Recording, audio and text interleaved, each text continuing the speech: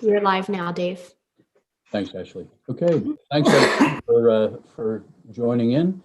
This is a joint workshop with the Town Council and the Budget and Finance Committee to discuss revenue sources, expense opportunities for the upcoming draft budget year. And we have, I guess the first order of business is to review the agenda. Bear with me for a minute while I find the agenda. There we go. Can everyone see that? Oh, yes. Okay, very good. I guess the first thing we should do is do the Pledge of Allegiance. So please. Just a comment, Dave, just the date is wrong.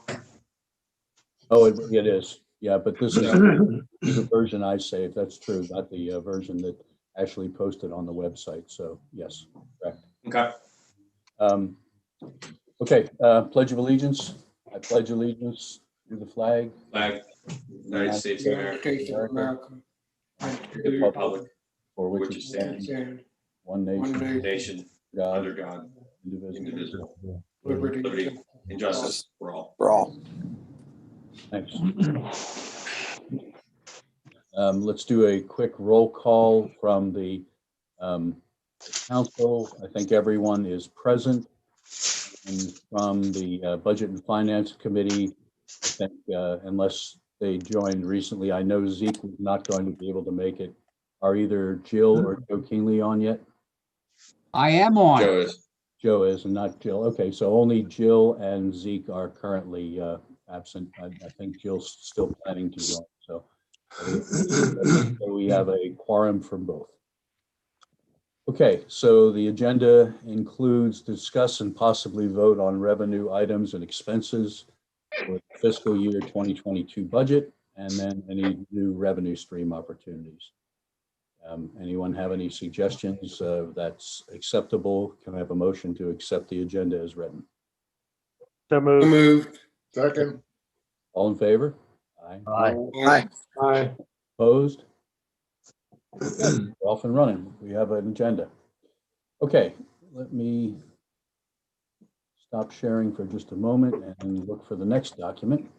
I wanted to give a brief update on where we are with the budget. Sheena has recently done a couple of modifications to the original draft. Let me share this if I can. Barry, did you start to say something? Well, yeah, well, we have public comment on here, so I'm not sure.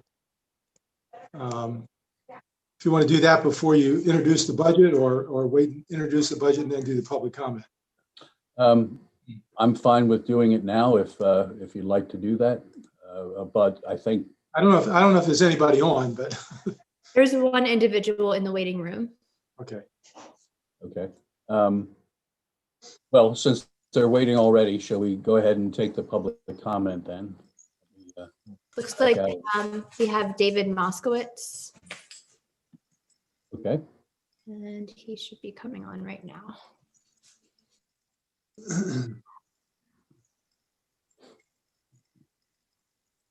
Hello, David. You're recognized for public comment. If you'd like to proceed, you have a couple minutes to make your comment. David Moskowitz. I live here full-time with my daughter, full-time resident.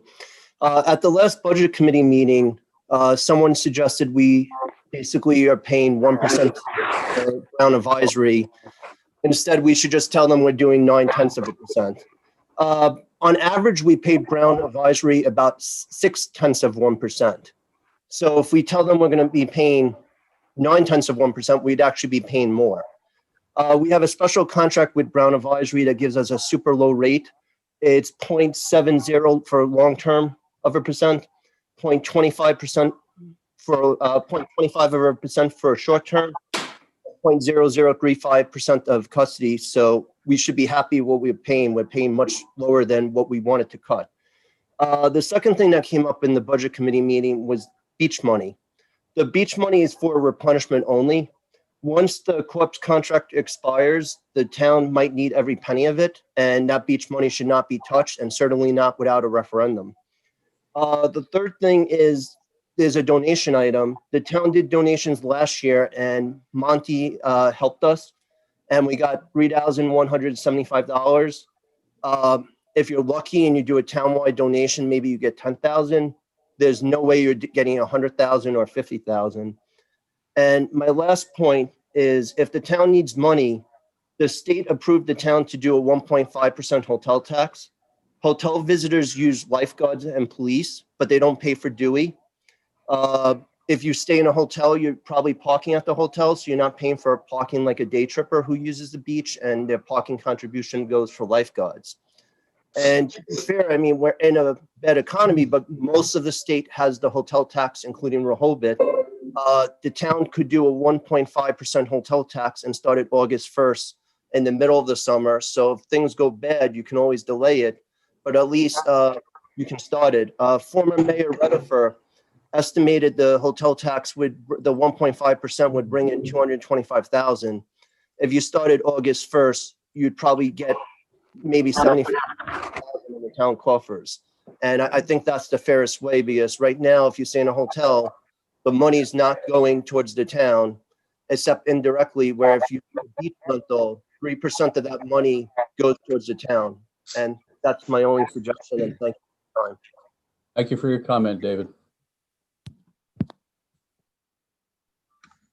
Okay. I think most of the points that he brought up are things that we had planned to discuss, and it's good to have input on that. Let me now share my screen and we'll take a look at the existing budget as it stands today. Can everyone see the screen? Yep. Okay, very good. As you see, we currently, in this version, the only adjustments that have been made since the original draft are, I asked Sheena to lower the percentage of, somebody has a YouTube video on or something, can lower it. I asked Sheena to lower it from 4%. Can I ask whoever has the YouTube video on to please lower the volume on that? Thank you. From a 4% across the board increase for salaries to a 2%. And based on our last discussion at the Budget and Finance Committee meeting a couple of weeks ago, we had agreed to lower the estimate for the donations bucket that has been added to the budget here from 100,000 to 50,000, and also to see if we can do anything to shore up how that number might be achieved. I think at the time Bill had agreed to pass it along to the marketing committee for their input and to essentially hand that off to them to see what they thought could be done as far as a plan. I'll also say that the revenue numbers are based on some fairly aggressive or optimistic views. Granted, we had a great year for transfer tax in this fiscal year, and we're estimating 750,000. There's no way to know for sure what that'll be. Both that and building permits, of course, are not estimatable with any great degree of certainty, but that is what we have in the spreadsheet right now. Sheena, do you have any other comments about what you'd like to say about this as our current version, or are you okay with just proceeding from here?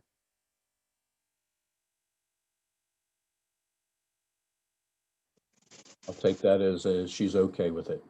So the net effect is, with those two adjustments made, remember a 2% across the board increase, except for those who are contractually obligated, and the estimate of a $50,000 donation bucket, we're sitting at about 169,000 and such deficit in the budget as it stands today.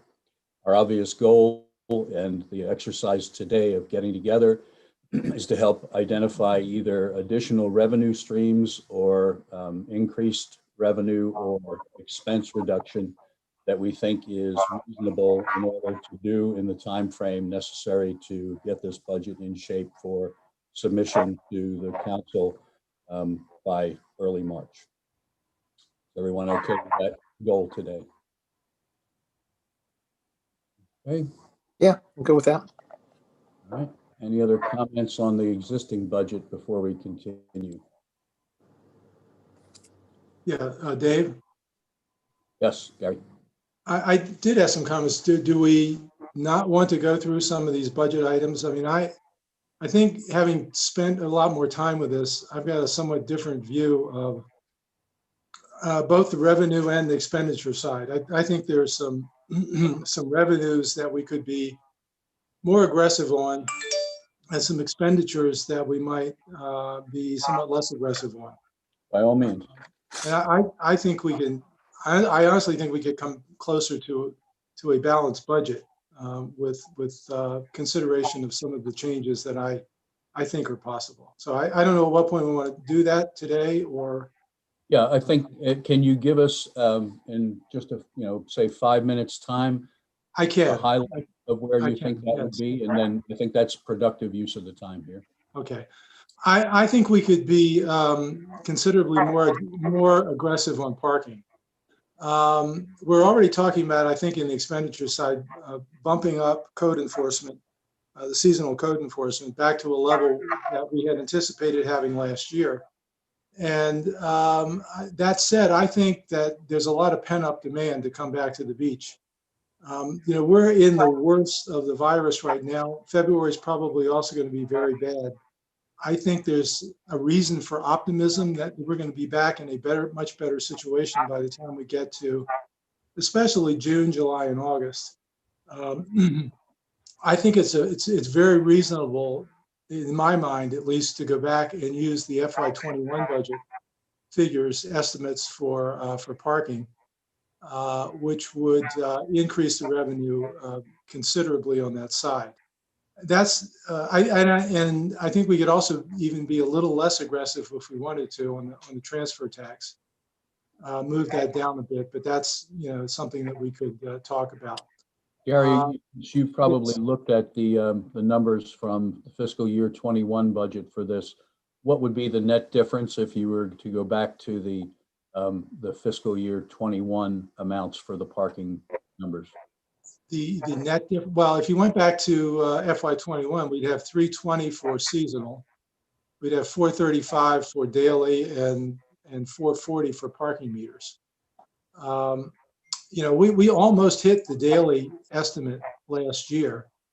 And we came in a lot closer, I think, on the seasonal side than anybody thought we would.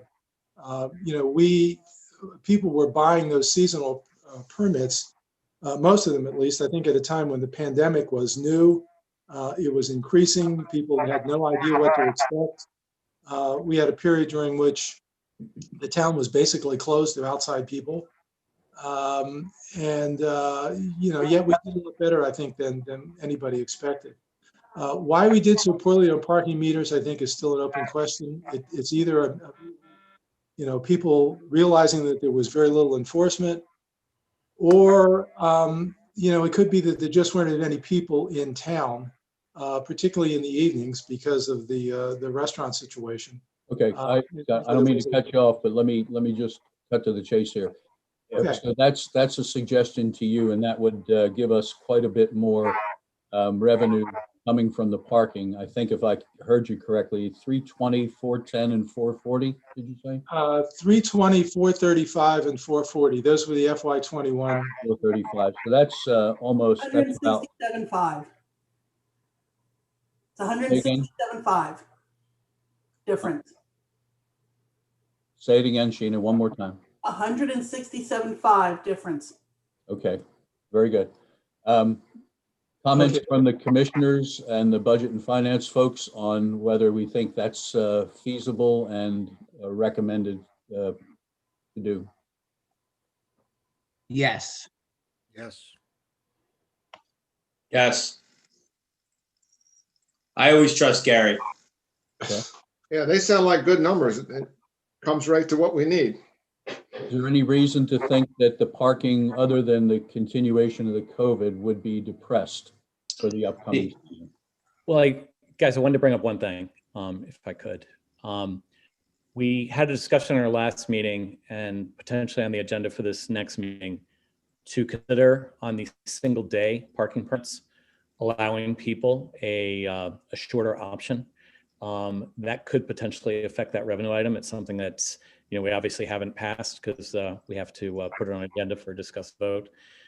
But it is something that business community is asking for to try to help them recover. They feel like there's a lot of people who, just there are no meters available, and if they go to a permit spot for a daily permit, it's $20 to park to go in and get a sandwich, right? So that's something we may be bringing up that may affect that number. I'm not saying what it will be, but it might affect the number. Comments on that? Yeah, David Jasinski is actually absolutely correct. We don't have any metric though to understand whether a reduction in the hourly or 2-hour rate will increase or decrease. We might find that more people are stopping and parking when they're paying $4 for a short period of time to get a sandwich versus $20. But there definitely is a potential increase. And if I can, just talk to the temperature of the commission, it feels like there's a possibility, a high possibility of amending those $20 areas. So it might be just from what Gary had on the revenue side of it, a slight decrease in potentially the parking meter, but nothing significant in terms of the adjustment up. So just as a commentary. Okay. This is Lynn. As far as street parking, just heuristically, you look around, there's never an empty space. I mean, there's on my street, New Orleans, there's never an empty space. And you go either side, all the way down to the road, there's never an empty space till you get to the parking meter. So the parking permits, I think, we can certainly stay with it or even raise them a little bit. I don't see there's a demand there as far as I can tell. Okay, if you don't, excuse my interruption. I think we need to move this along because we do have a lot to cover. Do I hear any concerns from anyone about going back to the fiscal year 2021? No. Level? Everyone okay with that? Yep. Yes. Okay, so let's consider doing that at this point. Gary, next item you have? Yeah, I think we can leave the revenue side. There's probably some other tweaks or minor things that I might suggest, but in terms of major differences, I would suggest it would be on the expenditure side, particularly with respect to code enforcement. And we've got $120,000 in that line item at this point. And I'm trying to see what well, I can't see the note at the moment, but just a second.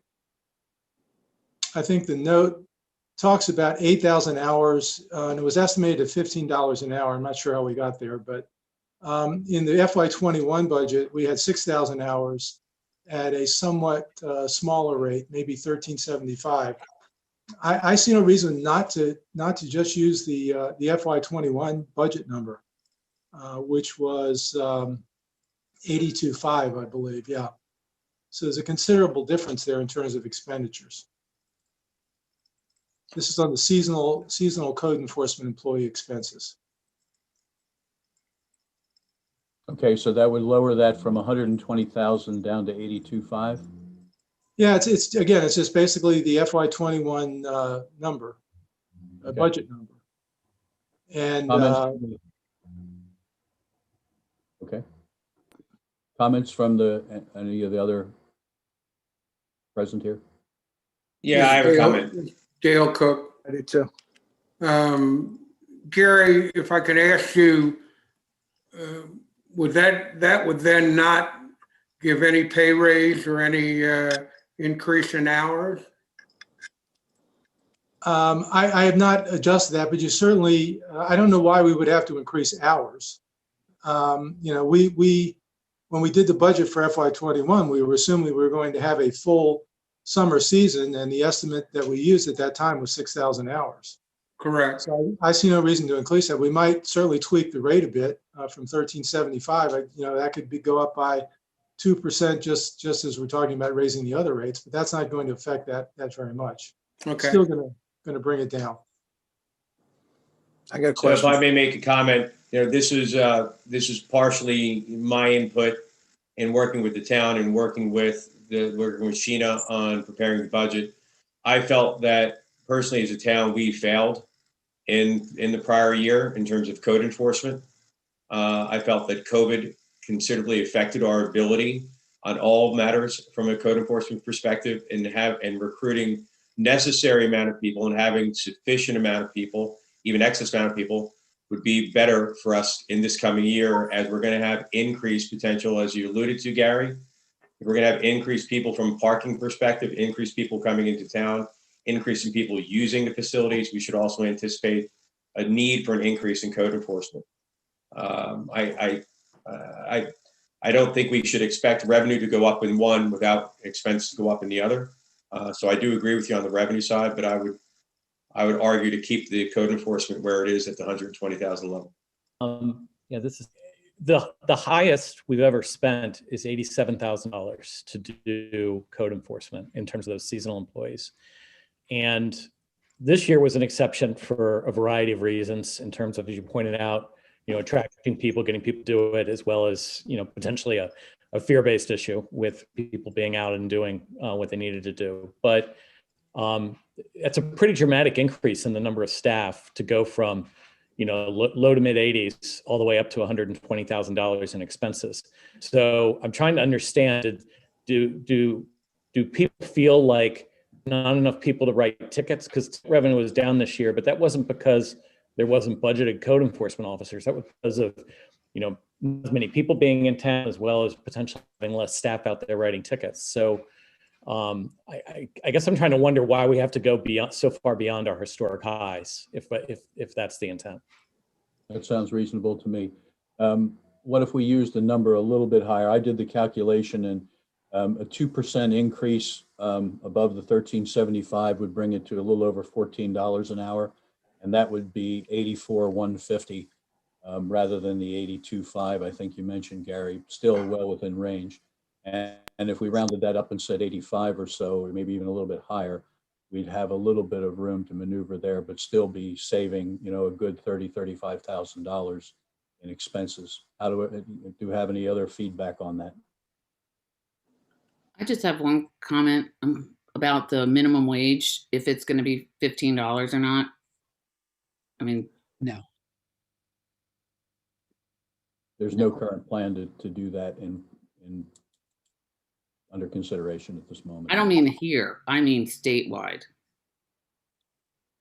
I haven't heard anything from the state. The federal government has been throwing it around, but that has not come into effect yet. It's just some of the things the new president has been speaking of, but nothing has come down the line about the state raising the minimum wage yet. Okay. Dave, can we meet somewhere in the middle here? 90. Well, are you talking to Dave Davis or to me, Dave? Dave Davis. Okay.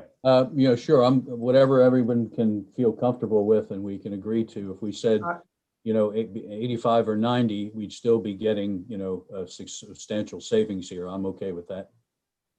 Dave, I would support the 90,000. I would support the 90,000. What I? Okay. Hey, Dave Davis. Yes. Okay, so we had that Warren report done that we spent a lot of money on, from a consulting fee. And I think he recommended 25 seasonals. And so what would 25 seasonals run? I'm sorry, where are you, Paul? What's that? Are you still talking code enforcement? Oh, no, we're on code enforcement. I was thinking of the seasonals I was confusing the two there. Okay, that's what I thought. Well, let's just back to the code enforcement just for a minute, and then we'll go to your question, Paul.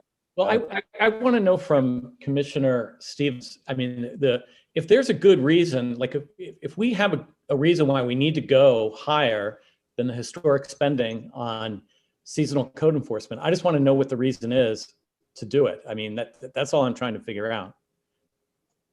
Yeah, I guess there's 2 points. I think one is an increase in wage and looking at the statistics in terms of of what we're seeing in a market and market comparisons. So going up to, the $14 or $15 an hour, I think will be the market number. When I looked at the number, it was looking at it from 6,000 to 8,000 hours. That may have been too aggressive. I don't know that we're ever going to fall short of code enforcement in terms of outcome based and what we can achieve. But I also know that in the past year, David, we lost opportunity because of not having sufficient amount of code enforcement. And it's a penny wise or dollar or pound wise and dollar foolish, however that phrase goes. That I just screwed up completely.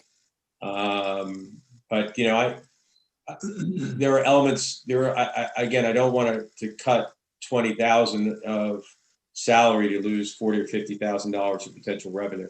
And maybe I'm being Yeah, I too agree with aggressive. you, Bill. When we look at, I think there's a relationship between the number of enforcement people we had on the street and the amount of money we brought in compared to past years. 102 is what we're projected at for this year. And then, it looks like we were averaging, 225 to 250 in other years. So I think there's a relationship there. If nothing else, go back at least to the previous levels that we had, but make sure we have enough feet on the street for that. Well, does the 90 that we were last talking about satisfy that requirement for everyone? I'm trying to get to consensus on the 90. Yeah, I'm fine with that to give a small raise and staff it at our previous maximum levels. Okay. Yes, 2% and 90. Okay. Bill, you okay with that? I think it's low, but I'll follow the team. I think it's low too. I think we should put one more body in there at least, especially if we're anticipating more people coming to town this summer. Mr. Mayor, or Gary, I'm sorry, I'm not in charge. I'll shut up. I would just point out that we budgeted 82.5 for FY21, and that was intended to generate that full amount of parking revenues.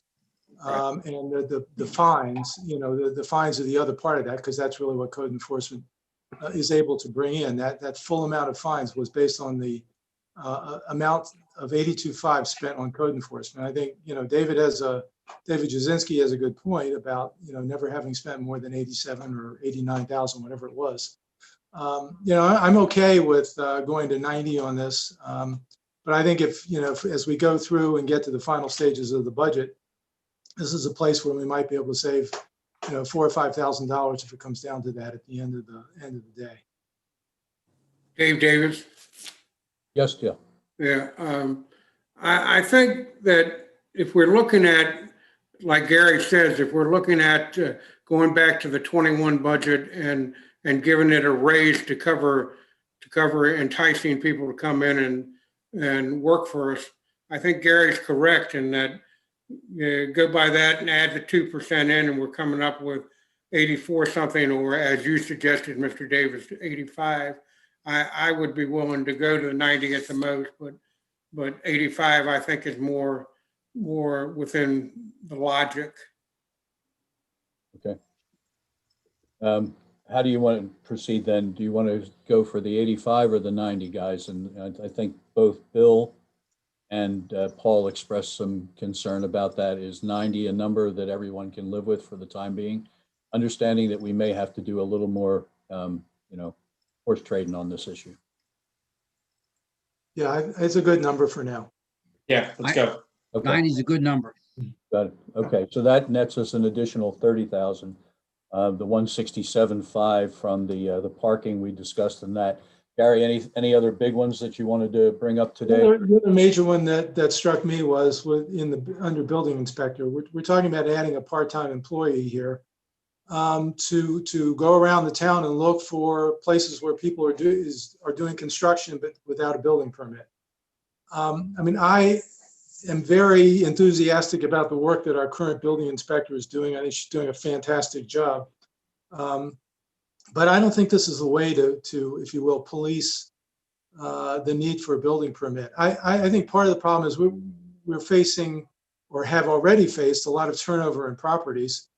And I don't think it's terribly easy for someone who buys a new property to understand what the requirements are with respect to getting a building permit.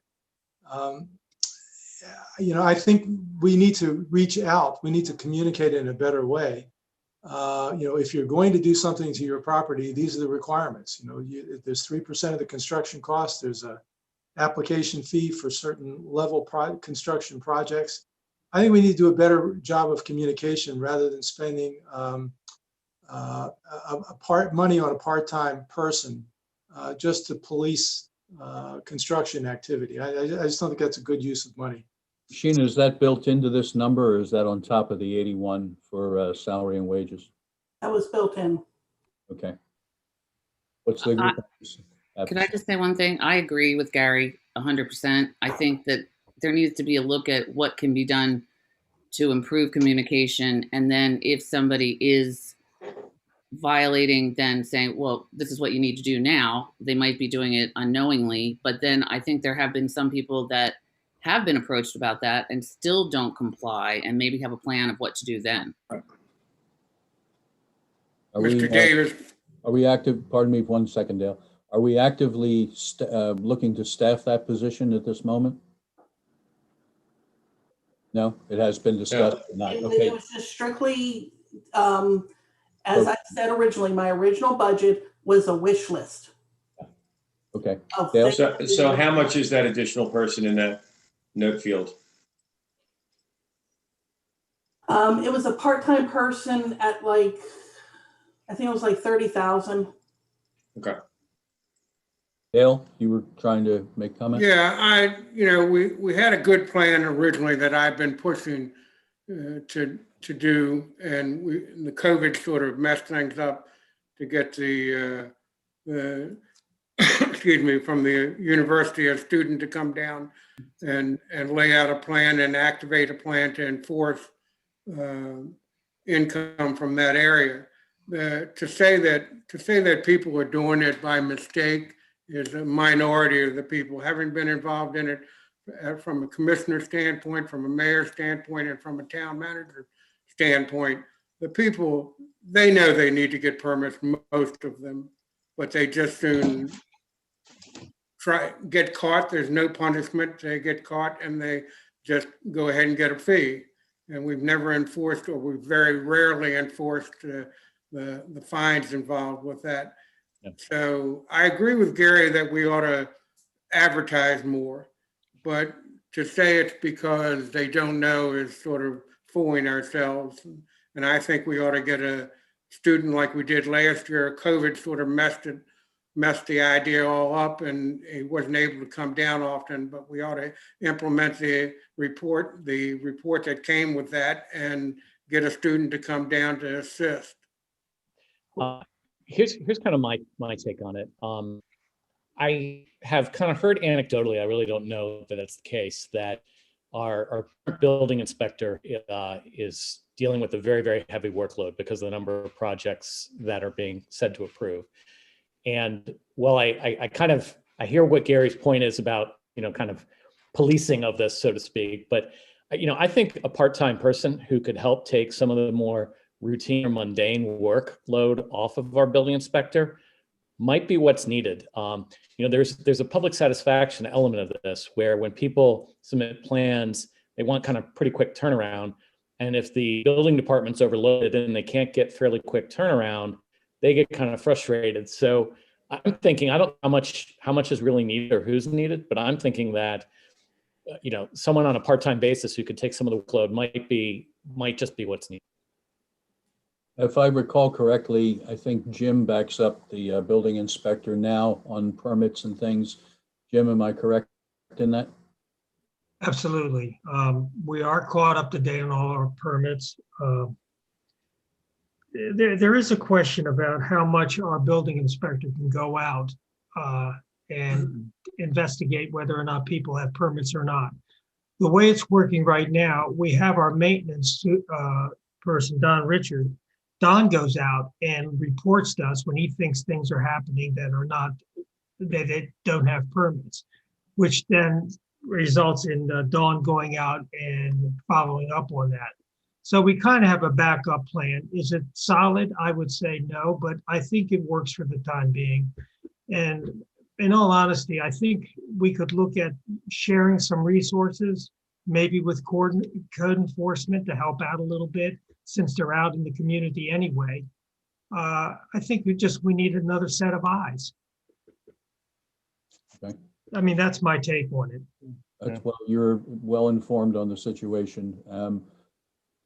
Tell me who's in favor of not hiring a part-time for this function at this. Mr. Stevens has had his hand up for a Oh, I'm number of sorry, Bill. times. I had a Sorry, comment. Go ahead.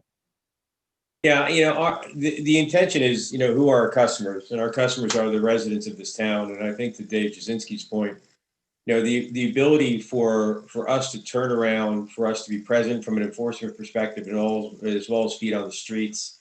I appreciate, Jim, that there hasn't been any flare-ups. I've only heard wonderful things about the job that Dawn's been doing, and wouldn't want her to get too in the weeds, inundated with too many projects as we continue to advance and the town continues to grow and to improve. So this was a kind of a measure to really help the department out and to help including the perception out in the community. But if you guys internally don't feel that need is, there's two things that come to mind. I agree with Dale from the perspective that we all know. I mean, anybody who lives here understands the permitting process. They've heard about it, if not have been part of the process. It is there's definitely an element of potentially trying to slip a few things through the cracks or under the radar to improve upon. And it was more to just again help the customer service side of it out, to help Dawn out in terms of the administrative. But to your point, Jim, if you can pull internal resources to assist, then we can go in that direction. I just hear that there's too many people downtown or at town hall that are overworked right now. So that's just my perception. Either Paul or David, do you want to weigh in on this? Yeah, I do. When I look at this revenue, I mean, we were pretty steady for a number of years on permits, and we dropped to, am I reading this right? 122,883. Significant drop this year, yes. Significant. So, you got to look for the why of why did it drop? And we could say COVID, people didn't want to let contractors into their house. But on the other side of it, Home Depot and Lowe's and other people that sell products for that business, they had booming years. So, it didn't affect us in those June, July, August months because you can't do construction during those months anyhow. But did we capture it in the fall? Did we capture it in the spring? So do we know, how, I mean, that's a significant, I mean, we look at that, that's, we're short a couple $100,000. I mean, do we need to spend a couple $100,000 to get that money back, or do we need to spend? And I agree. I mean, Dawn is, I don't know what her salary is, and I'm sure not going to discuss it on a call if I were, but I would think that she's probably making more than somebody in code enforcement. Do we have, we already have feet on the street to do this. Why aren't we, can we include that in the job description as to report where they see construction at? Not to go enforce it, but at least, I mean, we have to somehow at least get back to even. And I think, what Bill was saying before and myself, do we need an extra one or two code enforcement people to help us out in this area, and not just doing, and I think they should be enforcing all codes besides parking.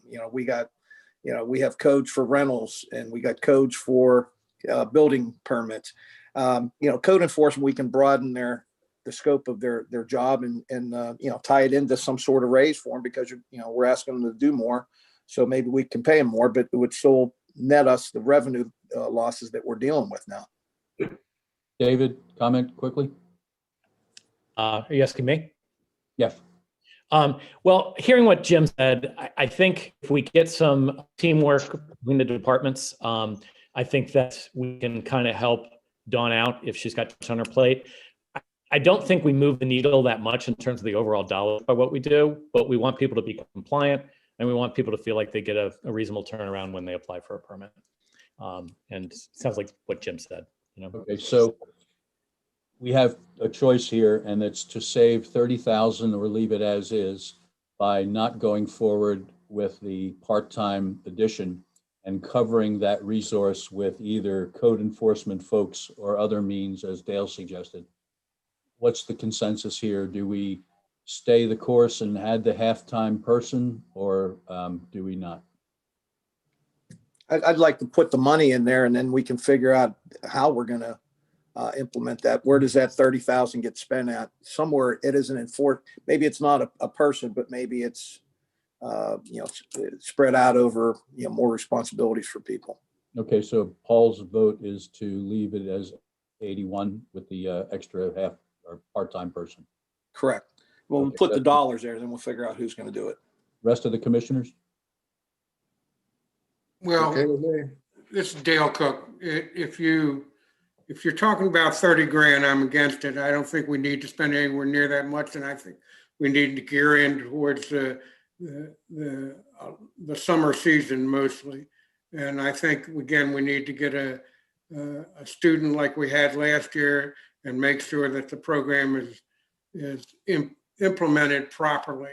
If implemented properly, when it happened once before, when a former town manager brought in a part-time person for the summer that geared only in on just comparing what was on the internet and what was actually approved through the town as far as rental licenses, et cetera, we made money on the deal just by enforcing our own present regulations for the summer. So I don't think you need 30,000, but I think we need a part-timer during the summer.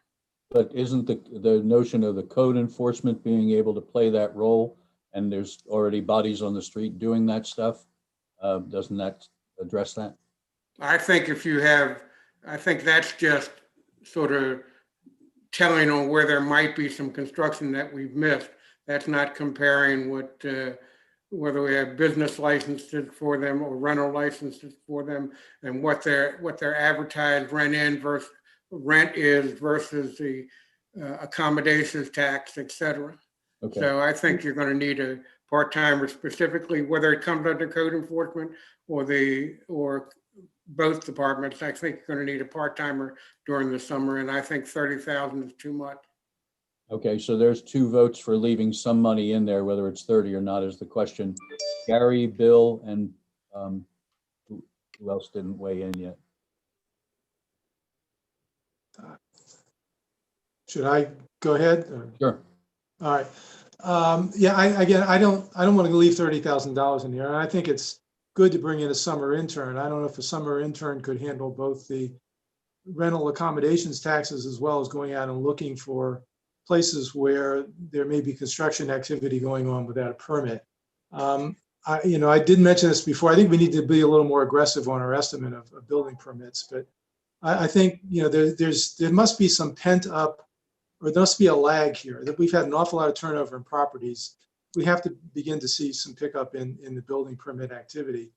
And even if we do, we still only have 1 building inspector with Jim as a backup who really qualified to do that review for us. So even if we, find there are many citizens out there who aren't following the rules, it's still going to come back to Dawn and to Jim. The other thing I want to say is that I think it's taking a rather negative view of our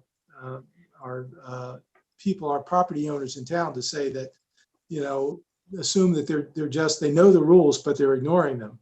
I mean, I think most people want to obey the rules. They want to obey the law. But I think it's incumbent on the town to make some communications to them to say, if you're going to do something to your property, here's what you should do. You need to apply for a building permit. There's a fee associated with that. If you have any questions, here's the person to go talk to. And oh, by the way, if you go ahead and start your construction without doing it, here's the fine associated with doing that. I think that brings to the forefront of most people's minds the need to abide by the rules. And I think you get some success, as much success out of that perhaps as you would spending a lot of money on having somebody policing the activity going on in town. What if we were to put in 10 or 15, not the full 30, to cover that and for additional resource? Would that be amenable to everyone? Yes, And how much, 10 or 15? 15. Okay.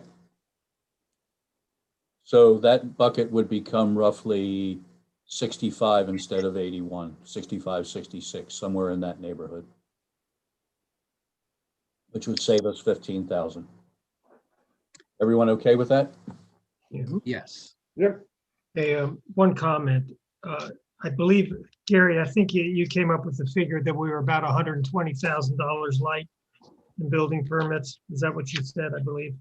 Yeah, I don't recall specifically. Yeah, and just a point of reference, I mean, that equates to about $4 million worth of construction. I have a hard time believing that we have that kind of, those kind of people in our community that are doing that amount of work without a permit. It's just a large figure. Could I just say that we have, in the budget committee, been discussing this for months, and there's been a lot of discussion, and I don't know if it's captured in the minutes or not, and different ideas that we've had. So this has been something that we have been talking about, and I think that the budget amount was based on previous years, right? Yes. How much we expected, and there's a gap.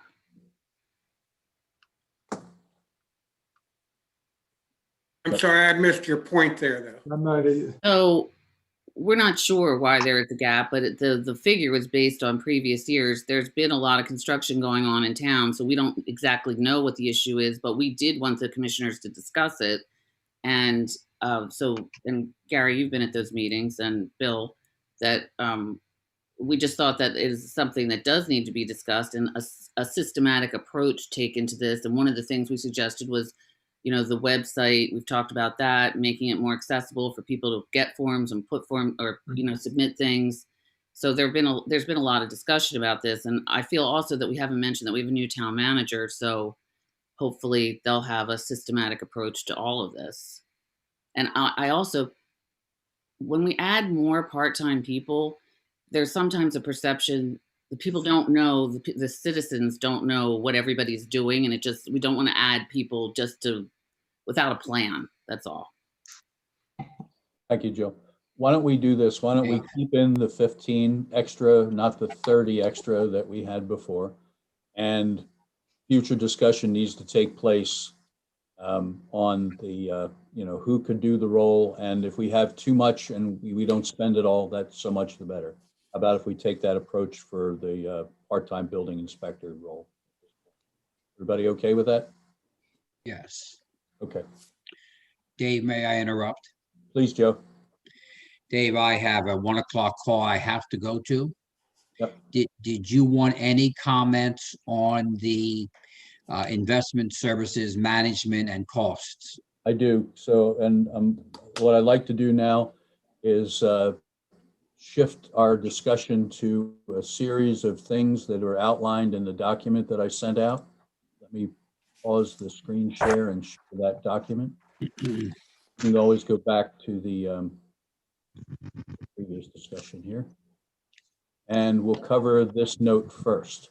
There are a series of things, and I've classified these as near term, which is defined as possible to do within the time frame for this budget plan, and then longer term, 6 to 12 months or more out. And in that category, there are a bunch of things, and we've added hotel accommodations tax based on some information that was shared. I think David brought it up in email to me yesterday, and we want to attract that one. But there is also one here to direct a small percentage of the town investment account to the operating budget. I did a recalculation, Joe, before you speak on this, and actually 1% of our total $5 million under management by Brown Advisory, roughly 5, it's just shy of that, is 5,000. So I'm sorry, 1% is 50,000. So it's not the 1/10 of 1% that we were talking about before. It's actually 1% yields 50K. But go ahead and apprise us on what you were wanting to say about that. So the issues that, you summarized it well. So at some point in time, my thought was that the town of Dewey Beach owns an investment portfolio.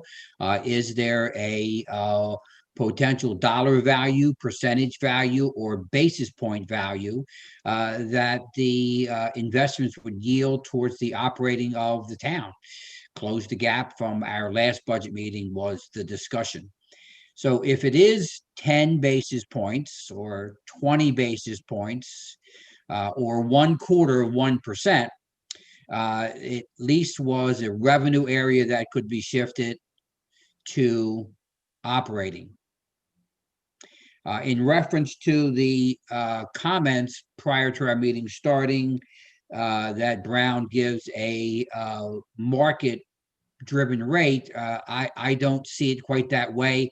70 basis points or 0.70% for a management fee is slightly high relative to the total portfolio value.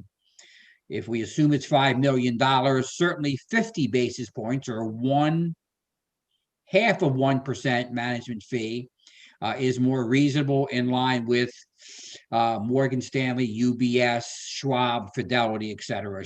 You know, if you were to place that with Fidelity or Vanguard, you certainly would have much less than 70 basis points for cost. But we're not with Vanguard or Fidelity, we're with Brown. I did have a discussion with the chairperson of the investment committee, and it was very productive discussion and open to some thoughts about moving some of the investment portfolio to the operating account, $10,000, $30,000, $40,000, Dave, and the committee, whatever the commissioners would find appropriate. So I have a question for you. It's most of our assets are not in equities; they're in fixed income instruments. Is that correct? There is an investment policy statement, David, that is very clear. And yes, if it's the only thing I quibble with is most. Yes, it is more of a bond portfolio than it is a stock portfolio.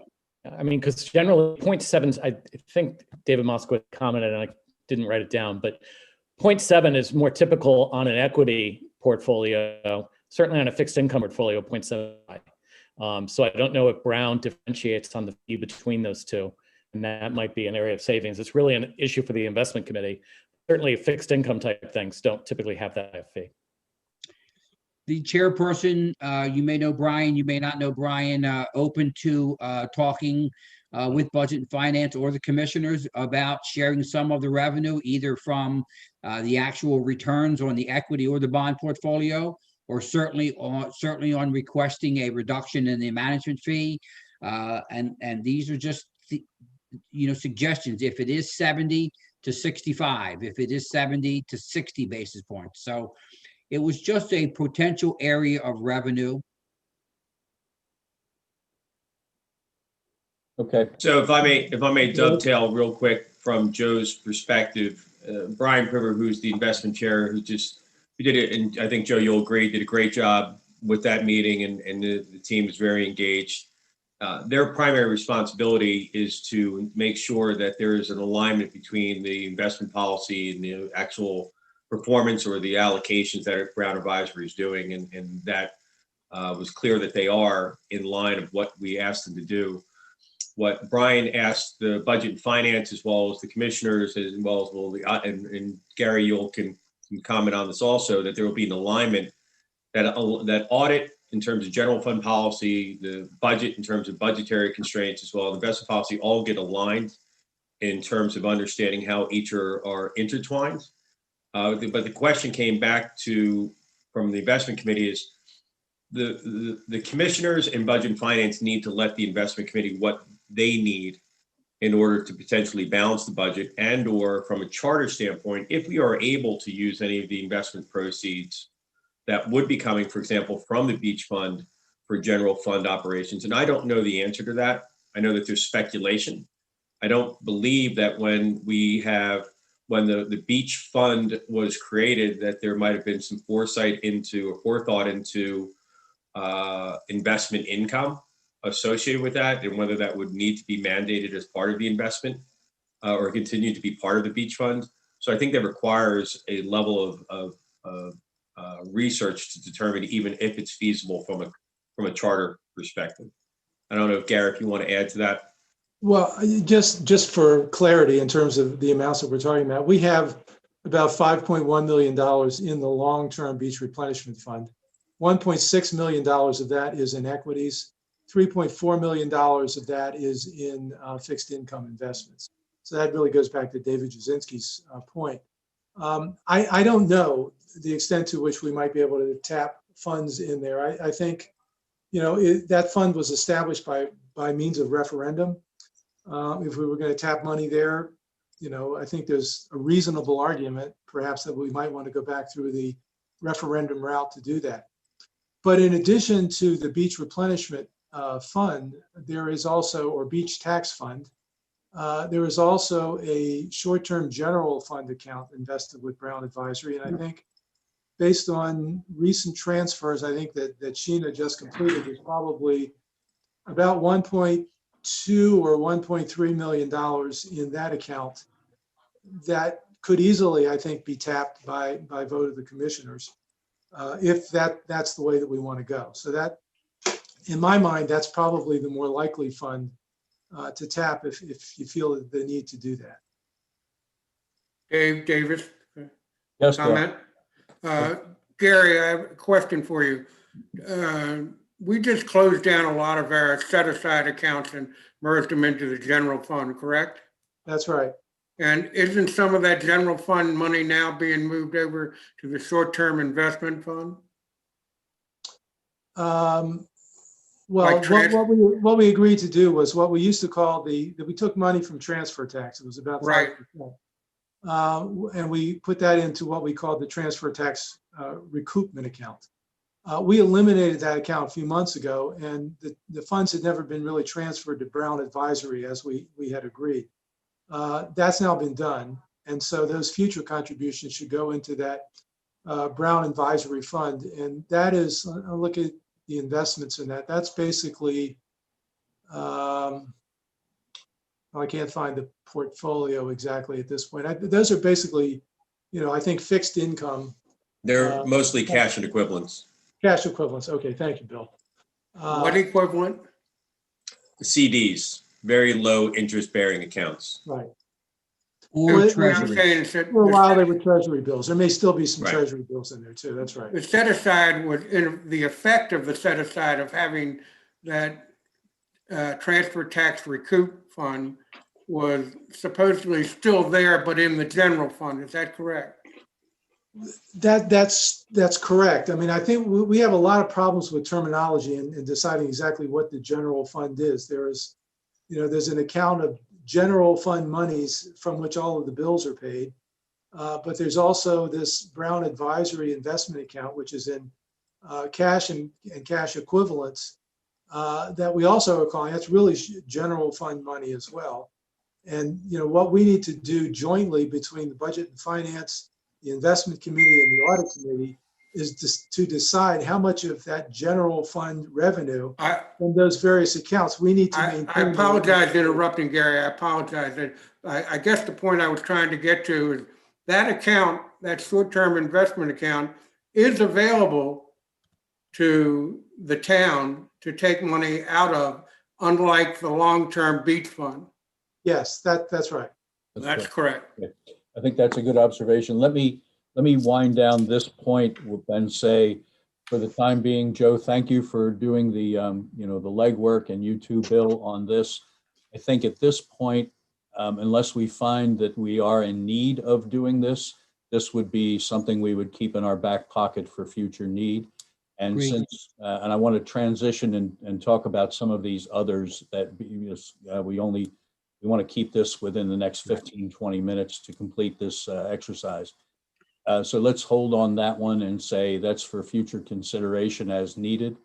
Let me go back through this list. Thank you, Dave. Yeah, go ahead. Thanks, Joe. Thanks for your participation. Thank you. I'll be in touch. Thanks. Let's do the first one here. Increase or defer business license fees into the new fiscal year. Granted that we've already recouped about $212,000 from our previous discussion on the budget from the three areas we talked about. I think there's really no need to push on any of these in particular in an urgent sense, but all of them are things that we would probably want to consider doing. Now, Sheena came up with the notion of deferring the business license fees into the new fiscal year, which at the time seemed like it was worthy of our consideration because we thought we had a gap of $170,000. Now we don't anymore, at least at the moment. So, but it is something that we could consider for future use if we ran into a situation in budgeting that we need that. Bill, go ahead. Yeah, so I think this is maybe, if you guys would just allow me a few minutes to kind of talk through the process, the thought process. I know Dale, that you and Gary had conversations. We could take this off the budget and finance meeting, but the budget process that we've had historically has become a modified accrual basis. And what I mean by that is that some of it's accrual in the sense that we invoice and we bill and we collect these, and some is cash based. When does the money come in? And when we go through the audit, they need to refine everything to a full accrual basis. And what Sheena's comment is that we basically have looked at the 21-22, for example, revenue stream, the business income that's coming in for our next fiscal year, and have accounted for it in the prior year. So we've accounted for it in a cash basis. And if we look at the operations of the town from April 1st, 2021 through March 31st, 2022, all of those business licenses really should be in the next year. And from a proper accounting perspective, it's what's called the matching principle. So you're matching when the incomes come in versus the expenses coming out. And that was my only response of going, it's probably not a bad idea to start the process of, as we get the cash in prior to the end of the year, it's theoretically called unearned revenue that we take in the new fiscal year to help with the budget in terms of, when that operation truly is going to happen. Your categorization here, Dave, is spot on in terms of it's a one-time issue, because it's almost like when companies decide that instead of paying their vendors in 30 days, they're going to pay in 60 days. Well, that only really helps them for the first month. Otherwise, they're still paying on a regular basis. So it was a one-time deferral of trying to align when we receive the revenue and matching it to when we're going to incur expenses. Very If good. that makes any sense. No, it makes perfect sense, Bill. And so David. let's defer any further discussion on this one. Anybody else have a comment before we move on? Yeah, just real quick. The accounting issues aside, this isn't accounting. I don't want us to be in a situation where we're telling people to get licenses after their business has already kind of gone into place. It's just kind of a weird dynamic that we would start on that. No, yeah, David, the thought process, we wouldn't change anything operationally. We'll continue to invoice and continue to get them as we have in the past in March, but not account for it until the proper fiscal year. Okay, got it. So we're going to defer any further consideration of this for the time being. It is something to keep in our thinking going forward. We already talked about the notion of redirecting part of the investment account to a town operating budget if necessary. The donation revenue line is the next one. In the most recent meeting, we reduced that down from 100K to 50K. Once again, I think we agree that the marketing committee needs to take this up, and the numbers that was it David put forward on the actual amounts that had been collected with Monty's help in recent year, gave a dose of reality to that. So we just need to follow through on that, put that into marketing committee's lap, and say, please help us, find a way to get to a number here, and we're going to keep the plug at 50K. Unless anyone has a burning need to adjust that up or down, I'd say we just leave it as is and with that action point. Anybody want to chime in here? Mr. Mayor and Mr. Duzinski have points. Yeah, I think I'm trying to be nice about I think we would be talking out of our hat if we expected to get $50,000 worth of donations, unless we had a specific project for it, like building a town hall or they did with the building the life-saving station, that type of thing. That's when they were able to raise that kind of money in the past. And I think in the future, you be able to raise it with a specific project that everybody could buy into as a town project. But just to say the town might be in trouble financially, we need you to donate, I don't believe that's going to happen. You know, my comment on it is twofold. It's similar to Dale's. I think it's fine to have a line item in here, but the number needs to reflect what people actually have had discussions and think they can do. And the second part of it is those donations come from the business community, and the business community kind of across the board is really hurting in the current pandemic because of loss of revenue. So I think that based on the past might be kind of hard. We really need to be talking to people currently and understanding what their capacity is to be doing it in the near term. Very good. Anybody else want to weigh in on this? I can weigh in on it. Go ahead, Paul.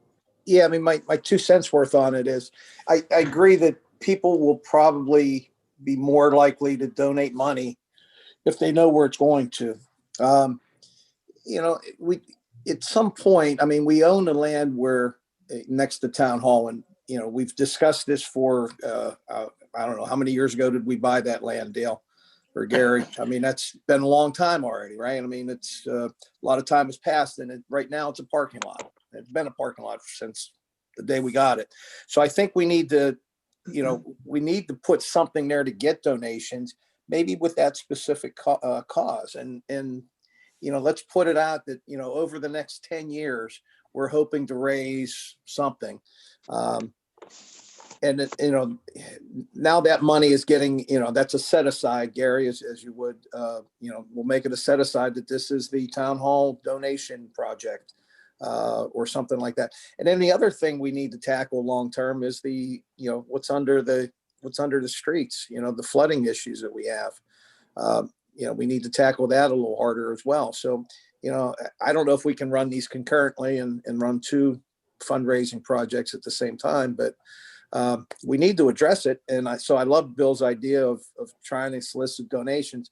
Hey, in a town that we don't charge anybody a property tax, we need to, you know, we need to bring in some revenue. So the idea is excellent, Bill. And, you know, maybe we can attach them, you know, we'll get marketing working on this is how we do it, I guess. So And- Bill, you wanted to say something?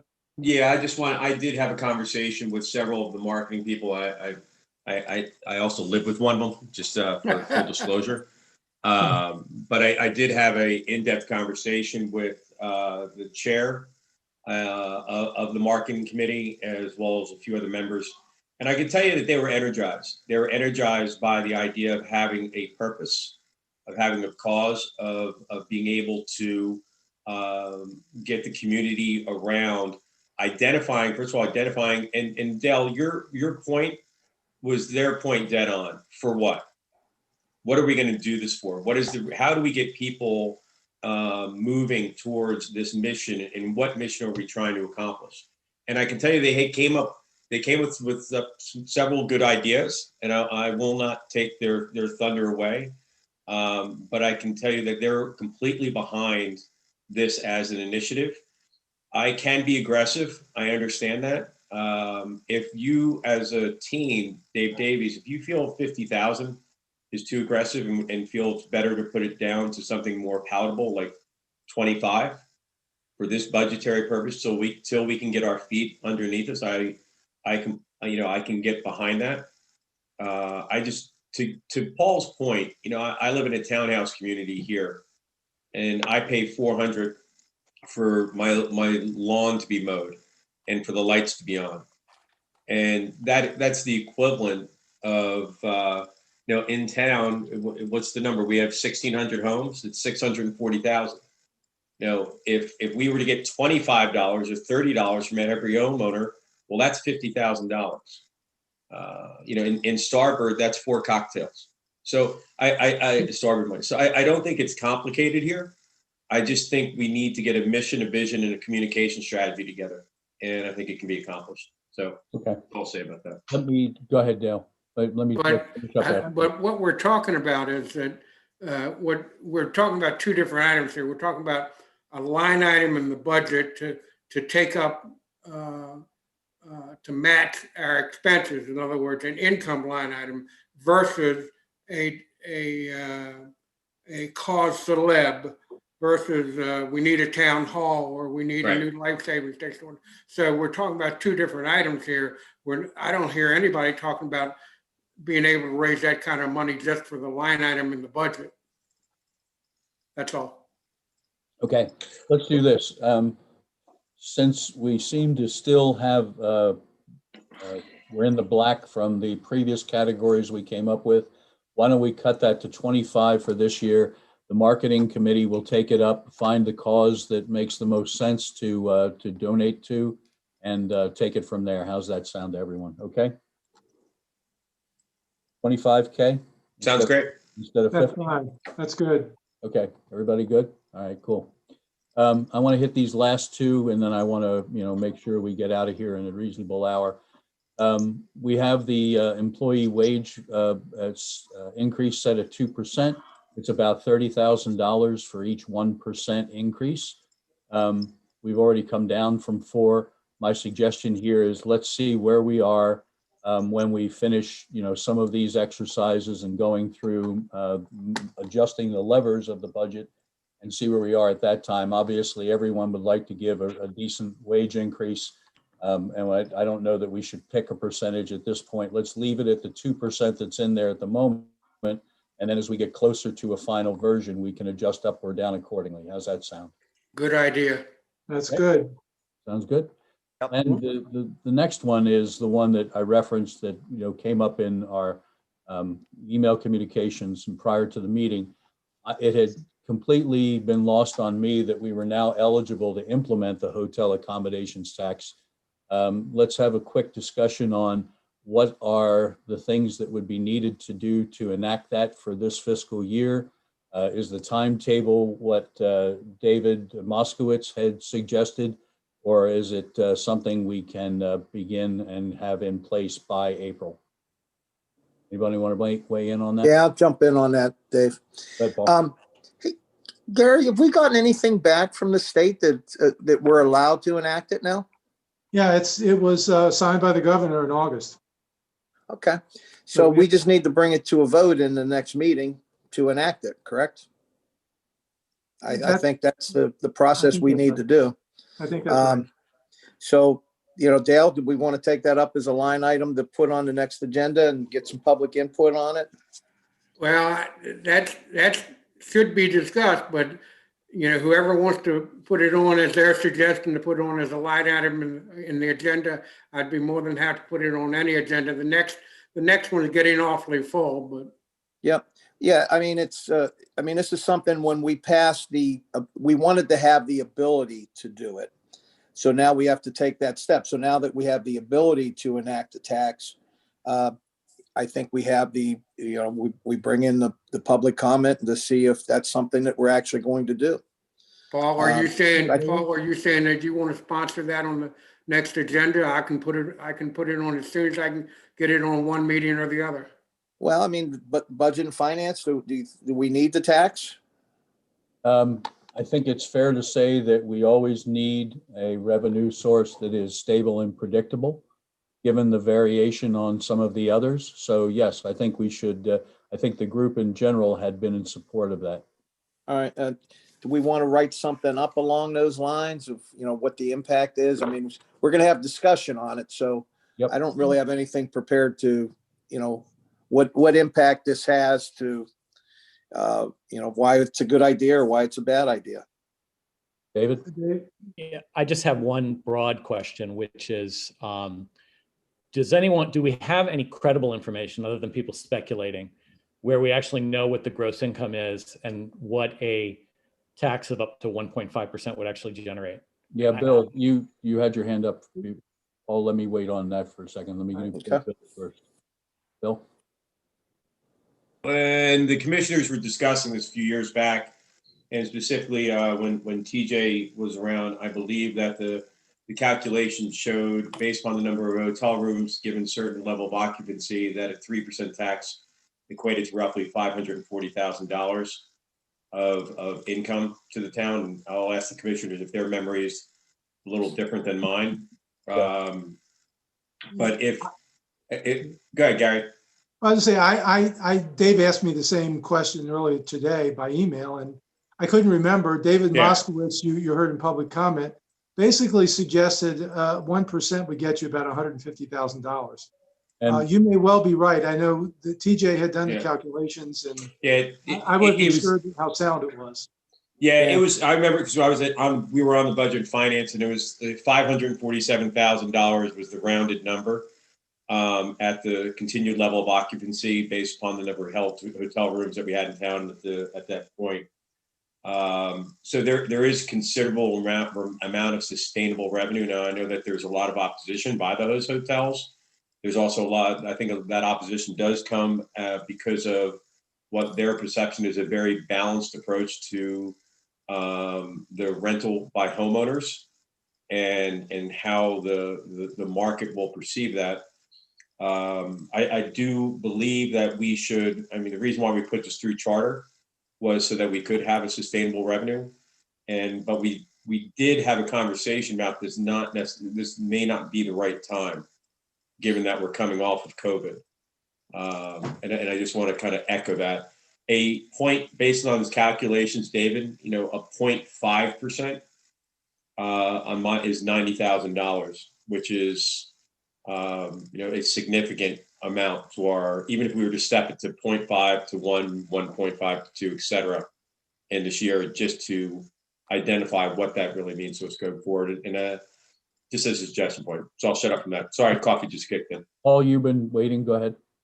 Yeah, I can go back, through the logic that I think we came up to what the financial impact is, but, we'll probably need to get a little further survey from, somebody in budget here. So we have 8 hotels in town. We have the Hyatt. I'm going to go south to north. The Hyatt, Gold Leaf, Hotel Dewey, Atlantic Oceanside, Beach House Dewey, Bay Resort, Siesta One, and Atlantic View. I don't believe I'm missing any of them. The Hyatt and the Gold Leaf are the 2 largest. Hyatt is at 108 rooms. Gold Leaf is slightly under that. But if I add up, like Atlantic View, Siesta, Bay Resort, I mean, they all have at least 50 rooms, I think. So just using a back of the envelope calculation here, we're going to have roughly 500 rooms. That's probably, it's a little bit conservative. It's probably a little bit more than that, but just to use 500 rooms, there's 100 days of summer at an average rate of $200 a night. So if I take 500 rooms times $200 a night, I come up with $100,000, of which we would tax 1.5%. So that's $1,500 per day, correct? Am I reading that right? 500 times 200 is 100,000 times 0.015. So yeah, so that's where we come up with at least that $150,000 for the 100 days. But I think we have really more than 100 days, because I think we also have activity in March and April and May, or at least April and May, and then also in September and October postseason. So, I really think we could conservatively say that number, maybe not double, but it could be, 50% more anyhow. So that's where we came up with that 225. Okay, let's do this. Go ahead, Gary. Go ahead. Just a comment. I was very much a supporter of this tax. I think it's a fair tax. It's basically a visitor tax. And you're basically talking about adding whatever the tax is onto the room rental rate. Having said that, I think someone earlier mentioned whether or not this is the right time to do it. Hotels were basically closed, I think, during May because of the governor's order. They also had trouble with occupancy rates because the state of Delaware was on and off various quarantine lists for other states, and that affected occupancy as well. I think we need to consider whether or not this is the right time to do it, or do we need to be as supportive as possible and allowing businesses to get as close back to normal as they can during this upcoming season.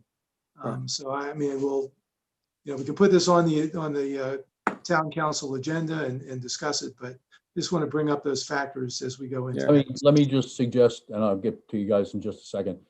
The next Budget and Finance Committee meeting is before the town council meeting. And so we'll have time to talk about this issue and craft a statement about what we think is the recommended way to go, and then give it to you since it's going to be on the agenda for your discussion and public comment. Let's Right. take that approach. All right. So Bill, or go ahead, Paul. Paul? Yeah, I have a comment on, yeah, and I agree with Gary. I mean, this is a horrible time because hotels have been struggling nationwide. I mean, their tourism is down. It's never been a worse year for the tourism industry. So, as far as enacting it, I think if we start having public meetings on it, there's no way we're going to get this in place before Memorial Day. So I don't know when, I think it needs to have public comment on it and multiple public comments before we can even get the vote on it. So that's probably 3 months minimum. That would get us right up to the thing. And then we have to figure out how to implement it. So I think there's a lot of steps that go on it. I don't know if we could put money into the budget this year to assume we're going to get that money in. Okay. Bill, did you have a comment? Yeah, just two quick comments for consideration of both the commissioners and the committee, and that is that my conversations with multiple hotel owners in Dewey is parallel to your conversation in the sense that they were hurt early in the season. And as we both know, things started to pick up after the beaches were reopened, and they were able to get back to a sense of normalcy in terms of July and August, in terms of their rates, where the conversations that I've had with them is that they ended up at 65 to 70% of their prior year occupancy and their revenue. So they were able to make up the time in the back end. I agree with Gary that this is a visitor's tax. This is a resort fee. It's what any of us that go on vacation, it's what these are kind of the acceptable payments that we're going to make to live in a resort town. And we're not asking the hotels themselves or the residents to fund the beach and to fund the police. If it's something simple, and to Paul's point in terms of timeline, that we can enact a 1% this year, and maybe that it is a July 4th through Labor Day, that there's some time frame. But I also want to be cognizant of, with COVID, there are higher costs associated with cleaning and disinfecting and for preparing those rooms. So I'm a proponent of the sustainable revenue, and also a proponent of trying to help the hotels out. And we just need to find a balance. Okay. One more comment, Dave. Go ahead, Paul. Yeah, this also ties into, in speaking with my hotel friends here in town, their concern is it's being applied to them and it's not being applied to all tourists. They just want to keep par with what the rental piece of it is. So I think that, what they'd like to see is a broader discussion is if you're going to put a tax on hotels, then you also up the rental fee as well. Because the hotel's already hit with the part that goes to beach replenishment, it's a total of what is it, 6% now? Well, let's take this up in the future discussion, because I want to move us to closure here. Sorry to cut you off. This is stuff you guys will be able to debrief on in the meeting when we discuss it. Dale, one quick one before we move on. Yeah, well, this is Dave. I had one other thing I wanted to bring up that hadn't been talked about before. So just before we close, that's all. Okay. And that is on the transfer tax, the assumptions that went into it. And specifically, do we know this year, I know it was a great year for transfer tax. Do we know how much of the money we got this year came from the Hyatt? Because I don't know that that's going to be, how significant that's going to be for next year. And it's, just what those numbers kind of work out to this year versus next year. Jim, we've had As I discussions. recall, I have to double check, but I think we've approved, I think, 14 transfers for condominiums, and I'd have to double check on how much. I think we're almost finished. There's only one more left, but I'll see what I can get the records on that. But I know 14 in fact have been approved, but I don't know if they were approved all for the entire year, because Scott approved some that may have occurred the prior fiscal year. And just clarity, those are all Hyatt condos that you're referring to? Yes.